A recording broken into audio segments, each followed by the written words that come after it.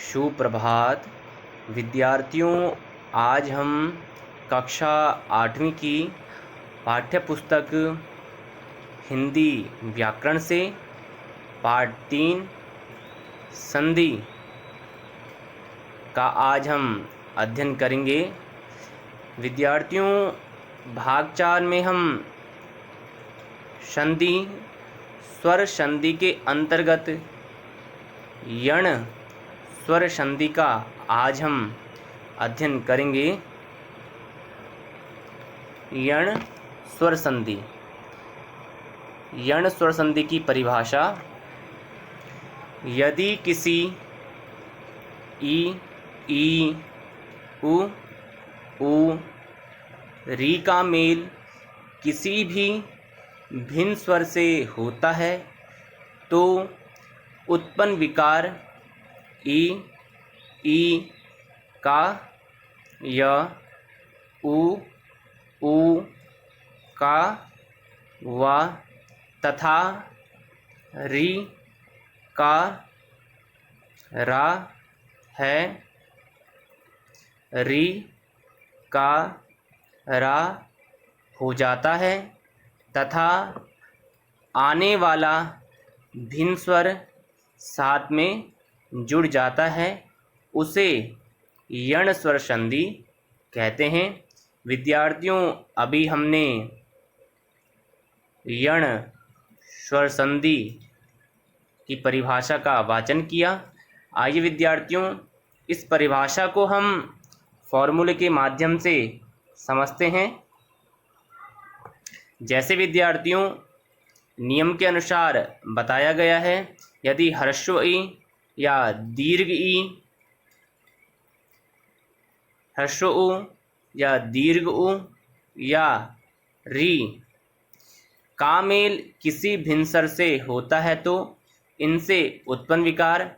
यदि ह्रस्व ई या दीर्घ ई का मेल किसी भिन्न स्वर से होता है तो उससे उत्पन्न विकार या होगा। ह्रस्व उ और ह्रस्व उ या दीर्घ उ का मेल किसी भिन्न स्वर से होता है तो उससे उत्पन्न विकार वा होगा। री का मेल किसी भिन्न स्वर से होता है, उससे उत्पन्न विकार रा होगा। आइए विद्यार्थियों, इस फॉर्मूले को हम उदाहरण के माध्यम से समझते हैं। यण स्वर संधि में 3 कंडीशन है। पहली कंडीशन है ह्रस्व ई और दीर्घ ई के मेल से भिन्न स्वर का जब मेल होगा तो उससे उत्पन्न विकार या होगा। ह्रस्व उ और दीर्घ उ का मेल किसी भिन्न स्वर से होगा तो उससे उत्पन्न विकार वा होगा। री का मेल किसी भिन्न स्वर से होगा तो उससे उत्पन्न विकार रा होगा। आइए विद्यार्थियों, इन तीनों कंडीशन को हम उदाहरण के माध्यम से समझेंगे। देखिए विद्यार्थियों, पहली कंडीशन है, प्रथम नियम है, ह्रस्व ई या दीर्घ ई का योग किसी भिन्न स्वर से होता है तो उससे उत्पन्न विकार या होगा। जैसे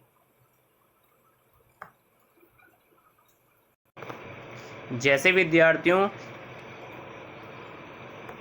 ह्रस्व ई और दीर्घ ई का मेल किसी भिन्न स्वर से होता है, वह भिन्न स्वर ह्रस्व आ या दीर्घ आ हो सकता है, तो उनके मेल से उत्पन्न विकार या होगा। इसी प्रकार ई के साथ जब भिन्न स्वर उ का मेल होगा, ई के साथ जब कोई भिन्न स्वर ए का मेल होगा, ई के साथ ओ का मेल होगा, तो उससे उत्पन्न जो विकार होगा वह यहाँ पर लिखा गया है।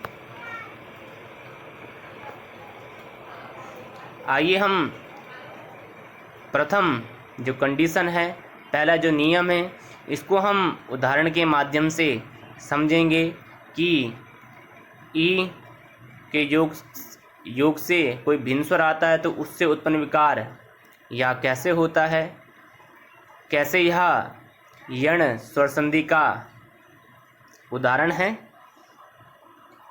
विद्यार्थियों, यहाँ पर दो सार्थक शब्द हैं। प्रथम शब्द है अति, दूसरा शब्द है अधिक।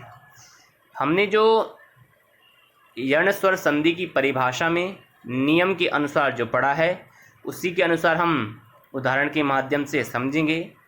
प्रथम शब्द का अंतिम वर्ण है ई और द्वितीय शब्द का प्रथम वर्ण है आ। हमने नियम में पढ़ा था, यदि ई के साथ किसी भिन्न स्वर का मेल हो तो उससे उत्पन्न विकार या होगा, जैसे कि यहाँ पर लिखा गया है। ई और आ के मेल से जो उत्पन्न विकार हुआ है वह या हुआ है। यहाँ पर बचेगा अति के स्थान में नीचे अत प्लस या प्लस आ प्लस धिक। इन शब्दों के वर्णों के योग से अत्यधिक शब्द बना है। हमने इस उदाहरण के माध्यम से समझा कि जब ई का मेल किसी भिन्न स्वर से होता है, यहाँ पर भिन्न स्वर आ है, तो इनके मेल से उत्पन्न विकार या होगा। तो इस उदाहरण में हमने यण स्वर संधि का प्रथम नियम समझा।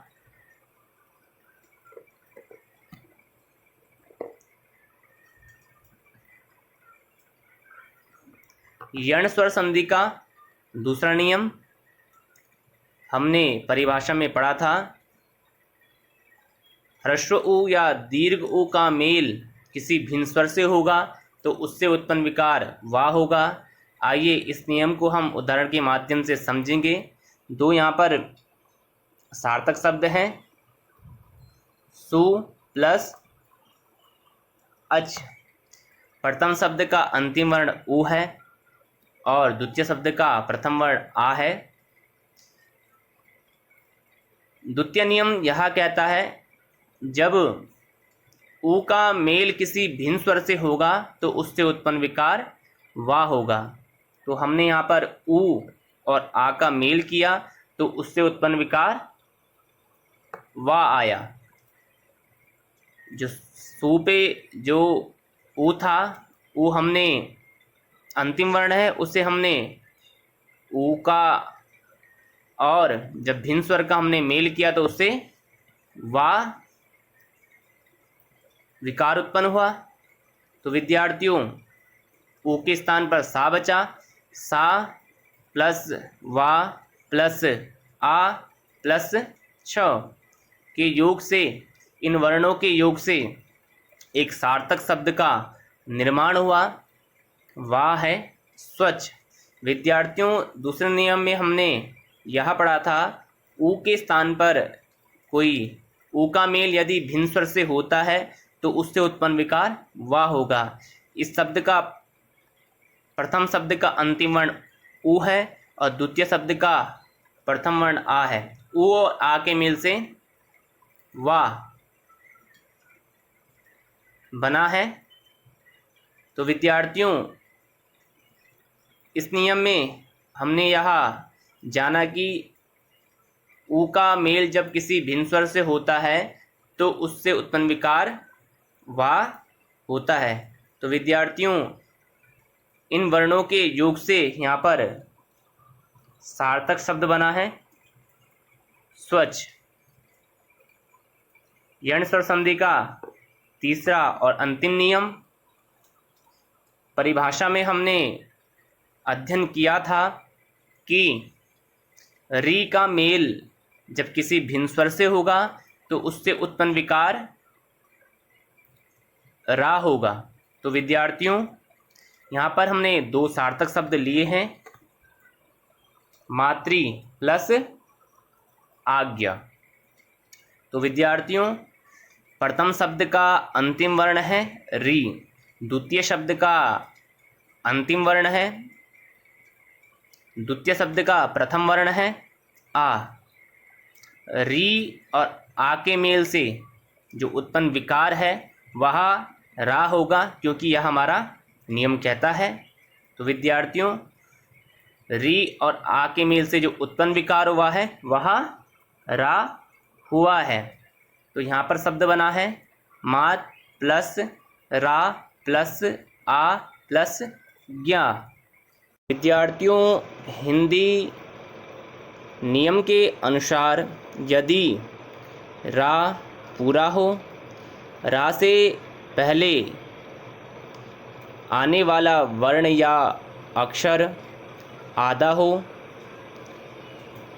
वो वर्ण हलंत के साथ पूर्ण रूप से लिखा जाएगा और रा उसके नीचे पदेन रूप में आएगा। जैसे कि विद्यार्थियों, हमारे इस उदाहरण में मात शब्द है, उसके बाद रा है, रा अपने पूर्ण रूप में है और ता के साथ रा पदेन रूप में ता के साथ आएगा, तो वह वर्ण बनेगा त्रा। तो विद्यार्थियों, इन वर्णों के योग से मात्राज्ञ शब्द का, सार्थक शब्द का निर्माण होगा। तो विद्यार्थियों, आज की वीडियो में हमने यण स्वर संधि के विषय में अध्ययन किया। आप भी इस संधि का घर पर अभ्यास करें। धन्यवाद।